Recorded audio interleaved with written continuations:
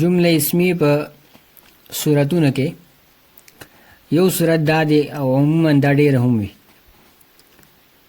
چې مبتدا مفرد وي او خبر هغې دپاره ظرف مستقر وي سره د متعلقه.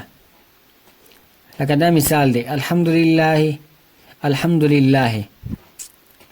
اوس دلته الحمد چې دا مبتدا دی لفظ مفرد او دلیل الله کې لام حرف جر دی او لفظ الله چې دا مجرور دی. د جار مجرور سره ملاو شي دا به ظرف مستقر شي متعلق بشي ثابتون مقدر ته. ثابتون سیا واحد مذکر اسم فاعل پدې کې هوا ضمیر مستتر د فاعل دی چې مبتدا طرف ته راجع دی.